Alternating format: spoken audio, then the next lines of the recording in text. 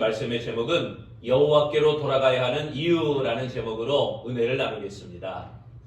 하버트 조지 웰즈라고 하는 영국 작가가 쓴 단편 소설 가운데 대주교의 죽음이라는 제목의 책이 있습니다. 믿음이 뛰어난 대주교가 있었습니다. 그는 항상 기도하고 성경을 보며 경건하게 사는 사람이었습니다. 매일 아침 일어나 묵상으로 기도하고 종일 기도를 반복하면서 하나님께 나아가게 됩니다. 기도하는 사람은 언제나 기도를 시작하는 말이 있게 됩니다. 하나님 아버지, 천지의 주제이신 여호와 하나님, 나를 도우시는 하나님, 살아계신 하나님 아버지, 좋으신 하나님, 기타 등등 이런 기도 앞에 시작하는 말들이 있습니다. 어느 날 저녁 대주교는 교회에서 기도를 시작했습니다. 그리고 하나님을 부르기 시작합니다. 오 전능하신 하나님 아버지. 그런데 그 순간 갑자기 하늘에서 오냐 무슨 일이냐 이 음성이 들리는 것입니다. 대주교는 이 소리를 듣자마자 그만 심장마비로 죽었다는 것입니다. 웰즈의 단편은 날카로운 풍자를 담고 있습니다. 대주교는 평생 하나님을 믿었는데 그 하나님이 살아계시고 그 하나님이 기도를 듣고 있고 그 기도가 응답이 되리라고 생각하지 못했던 것입니다. 그러니까 늘 그렇게 기도하고 열심을 내어 기도했지만 습관적인 기도였습니다. 지식이 있었지만 체험이 없었다는 것입니다. 그래서 정말 대답을 듣자 놀라서 심장마비로 쓰러져 버리고 만 것입니다. 하지만 그는 본래 그런 신앙이 아니었습니다. 처음에는 하나님에 향한 간절함과 사모하는 마음으로 기도했습니다. 하지만 오랜 세월 기도하면서 그 간절함이 사라졌고 그 습관적인 기도가 되어버리고 만 것입니다. 그래서 생각이 없이 기도하다가 하나님의 응답 소리에 깜짝 놀라 심장마비를 일으키고 말았다는 것입니다. 혹시 우리 모습이 이 대주교의 모습은 아니겠습니까? 하나님이 살아계신 것을 믿는다면 그 하나님을 느껴야 됩니다. 작은 신음에도 응답하시는 하나님을 고백한다면 세미하게 들려오는 그 하나님의 음성을 들을 수 있어야 됩니다. 그 음성이 나에게 들려올 때 아멘 하면서 기쁨으로 맞이할 수 있어야 됩니다. 하지만 우리의 예배도 형식과 습관에 치우치고 있는 것은 아닐까요? 처음에는 그렇지 않았는데, 처음에는 간절함과 사모함이 있었는데 점점 본질은 사라지고 흔적만 남아있는 그러한 모습은 아니겠습니까? 본문에는 이스라엘 백성들의 한결같지 않은 믿음의 모습이 나타나 있습니다. 그래서 호세아 선지자는 백성들에게 회개를 촉구하고 있는 것입니다. 하나님께로 돌아가야 은혜를 받을 수 있다. 우리가 여호와께로 돌아가자. 이렇게 호세아가 선포하고 있는 것입니다. 1절에 말씀하죠. 오라 우리가 여호와께로 돌아가자. 여기에 돌아가자 이 말은 원래 있어야 할 곳으로 돌아가다라는 뜻입니다. 호세아는 영적 고향인 여호와께로 돌아가자라고 외쳤습니다. 우리는 여호와께로 돌아가야 됩니다. 우리가 여호와께로 돌아가야 되는 이유를 오늘 은혜로 나눌 텐데, 첫 번째, 우리가 여호와께로 돌아가는 이유는 회복을 주시기 때문입니다. 복음성가 가수 하덕규라는 사람이 있습니다. 이 하덕규 목사는 대중가수였습니다. 촌장과 시인이라고 하는 그 가수가 바로 이 하덕규 목사입니다. 큰 인기 덕분에 술과 쾌락에 쉽게 빠지게 되었습니다. 어느 날 누나에게 이끌려 송구영신 예배에 억지로 참석하게 되었습니다. 아무 문제 없다고 생각하던 그에게 하나님이 죄를 깨닫게 하셨습니다.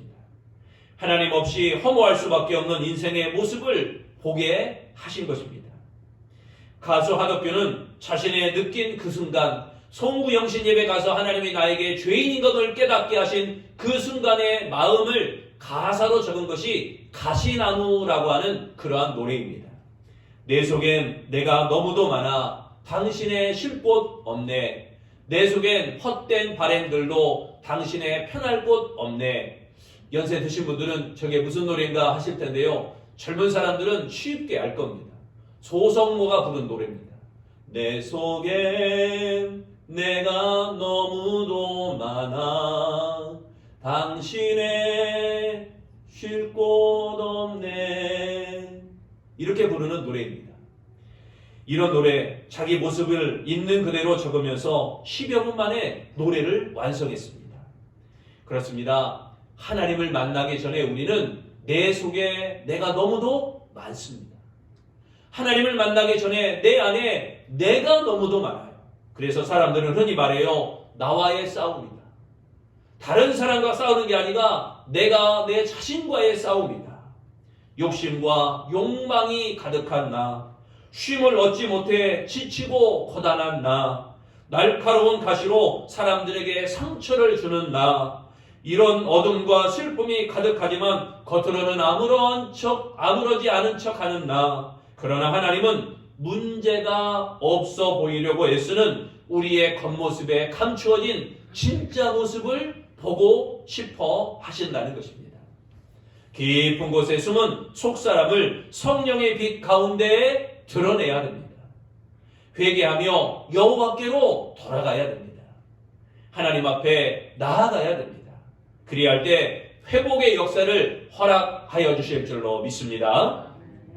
1절 말씀을 다시 봅니다. 오나 우리가 여호와께로 돌아가자. 여호와께서 우리를 찢으셨으나 도로 낫게 하실 것이요 우리를 치셨으나 싸매어 주실 것임이라. 아멘. 여기에 낫게 하실 것이요, 이 말은 상처를 치유하는 그런 행위를 의미하고 있습니다. 호세아 선지자는 이스라엘 백성들이 아무리 심한 고통 가운데 있다 해도 여호와께로 돌아가면 회복의 은혜가 있을 것이다 라고 예언하게 되었습니다. 하나님은 하나님의 백성들이 죄를 범할 때 가차없이 매를 치십니다. 그래도 하나님의 백성들이 듣지 않으실 때는 본문에 뭐라 그랬어요? 찢으시기까지 한다고 그랬습니다. 죄의 자리에서 회복되지 않으면 그 사람을 찢으시기까지 한다는 것입니다. 이는 회복의 자리에 세우기 위한 하나님의 섭리입니다. 제가 부모님을 전도할 때 그랬어요. 특히 아버지 전도할 때 하나님 우리 아버지 꼭 예수 믿을 텐데 아프지 않고 예수 믿게 해주세요. 하나님 앞에 채찍당하지 않고 편안하게 예수 믿게 해주세요.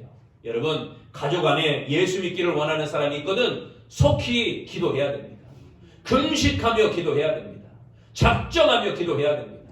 목숨을 내어 걸고 기도해야 됩니다. 영혼을 살리는 일에는요 앞다툼이 없습니다. 가장 우선순위입니다. 찢으시기까지 하신 하나님께서 그 사람을 찢으시기 전에 속히 하나님께 회복하게 해달라고 기도하는 여러분 되시기를 바랍니다. 하나님은 아버지의 심정으로 회개하고 돌아오기만을 기다리고 계십니다. 상처를 싸매시고 치유하실 준비를 하고 계시는 것입니다. 우리가 하나님께로 돌아가는 발걸음을 떼는 순간 치유는 급속히 임하게 되고 회복을 경험하게 하실 줄로 믿습니다. 회개함으로 여호와께 돌아가서 회복을 경험하는 우리 아름다운 성도들의 신앙이 되시기를 축원합니다. 두 번째, 우리가 여호와께로 돌아가야 되는 이유는요, 생명을 얻기 때문입니다. 옛적에 로마에서 시민들을 괴롭히는 강도가 있었습니다.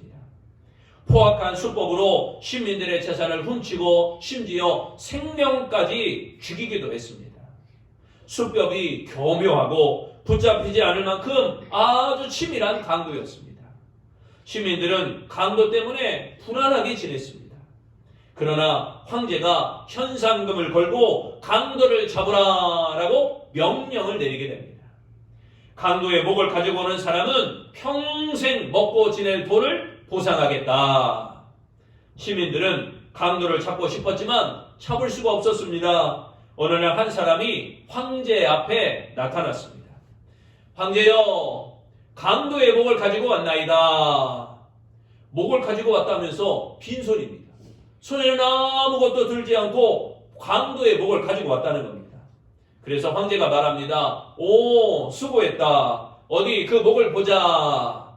그러자 그는 자기의 목을 받쳐 들고 황제에게 말합니다. 그 목이 여기 있습니다. 제가 강도입니다. 회개하는 마음으로 제 목을 가져왔나이다. 이제 강도 짓을 다시는 하지 않겠습니다. 그동안 너무너무 괴로웠습니다. 여기 목을 가져왔으니 황제여 마음대로 처분하소서. 황제는 강도의 회개하는 모습을 보고 그 강도의 목숨을 살려주었습니다. 흉악한 강도라도 회개하여 생명을 얻었거든 하물며 하나님의 백성들이 회개하며 여호와께로 돌아가면 하나님 반드시 살려주실 뿐만 아니라 다시 일으켜 주실 줄로 확신하시기를 바랍니다. 2절에 말씀합니다. 여호와께서 이틀 후에 우리를 살리시며 셋째 날에 일으키시리니 우리가 그의 앞에서 살리라. 아멘. 여기 살리라 라고 했어요. 살리는 역사로 생명이 영위되다 라는 뜻입니다. 회개하고 돌아오는 이스라엘 백성들을 소생시키실 뿐만 아니라 메시아를 통해서 영원한 생명으로 다시 살리실 것을 약속하고 있는 말씀입니다. 생명을 얻으려면 회개하고 여호와께로 돌아가야 됩니다. 하나님께로 나아가야 됩니다. 그러나 회개하지 않는다면 아무리 하나님의 은혜로 살고 싶다 해도 생명을 얻을 수 없다는 것입니다. 생명을 원한다면 죄를 고백하고 회개에 이르러야 된다는 것입니다. 이스라엘 백성들이 회개하는 마음으로 여호와께로 돌아갈 때 주님은 그들에게 생명을 얻게 하며 그들에게 생명을 누리게 하신다는 것입니다. 세 번째, 우리가 여호와께로 돌아가야 되는 이유는요, 풍요가 임하기 때문인 것입니다. 알버트 알렉산더 하이드라는 사람은 미국에서 서점을 하다가 경제 대공황을 만나게 되어 파산하게 되었습니다. 그리고 10만 달러의 부채를 안게 되었습니다. 어디를 보아도 답답한 상황입니다. 그러나 하이드는 신앙의 사람이었습니다. 온전한 그리스도인이었어요. 하나님을 바라보고 무릎을 꿇었습니다. 하나님, 제가 무엇을 잘못했는지 깨닫게 하소서. 하나님과의 관계에서 무엇을 잘못했는지 알기를 원합니다. 하나님께 무릎 꿇고 간절히 기도했습니다. 회개했습니다. 깨닫기를 기도했습니다. 그때 이 하이드의 머리에 스치는 생각이 YMCA에 4만 달러를 헌납하기로 서원해놓고 드리지 않았던 것이 생각났습니다. 그는 자신의 재산을 정리를 해서 헌납을 완료하고 하나님과의 새 출발을 결심하고 성경을 읽기 시작했습니다. 창세기 28장에서 야곱이 11조를 드림으로 복을 받았다는 사실을 보고 깨닫게 됩니다. 그때부터 11조를 철저하게 드리기 시작했습니다. 나에게 들어온 거에 대해서는 철저하게 11조를 구분했습니다. 내가 세금으로 이만큼 내니까 그 중에 남은 것만 내가 11조다. 아니었어요. 처음에 나에게 정해진 그것만큼은 정확하게 11조를 구별하고 그 외에 구별할 것을 다 하면서 아주 철저하게 11조를 드렸습니다. 어느 날 약국을 운영하는 친구가 같이 약을 만들어 보자 라고 제안을 했습니다. 그때 처음 만들어진 약이 뭐냐? 맨소레담이라고 하는 파스 로션입니다. 여러분, 어디가 삐거나 어디가 아프거나 그러면 이 맨소레담 바르면 거기에 막 열기가 오르거나 그래서 거기가 막 후끈후끈해지고 그 삥들이가 낫기도 하고 하는 약 있잖아요. 이 맨소레담이 이때 처음 만들어진 것입니다. 이 약품은 미국 시장을 석권하고 전 세계에 날개 돋친 듯 팔리기 시작했습니다. 하이드는 11조뿐만 아니라 10의 2조를 드렸습니다. 10의 3조를 드렸습니다. 10의 9조까지 드리면서 선교와 구제사업에 힘을 내었습니다. 그는 문제를 만났을 때 문제를 바라보지 않고 하나님께로 돌아왔습니다. 요즘이 코로나 3차 대유행이라 그래요. 코로나 대3차 유행에 우리가 조심할 건 조심합니다. 그러나 그 코로나 문제만 갖고 벌벌 떨거나 그것만 가지고 경계하거나 그것만 가지고 공포심을 갖기보다 하나님께 돌아와서 하나님 이 난국을 속히 해결해 달라고 기도해야 될 줄로 믿습니다. 이게 신앙인의 자세입니다. 믿지 않는 자들도 밖에서 벌벌 떨기는 똑같아요. 그러나 그들과 우리가 구별된다는 건 우리는 하나님께 기도하는 백성이라는 것입니다. 하나님과의 관계를 회복하여 하나님과의 도우심을 통해서 풍요가 임하게 되는 아름다운 역사를 경험하시게 되시기를 바랍니다.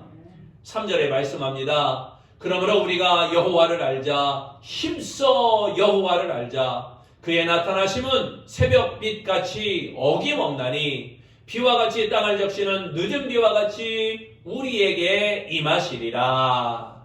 아멘. 여기에 새벽빛같이 어김없나니 라고 했죠. 새벽빛처럼 확실하게 준비되어 있다라는 의미입니다.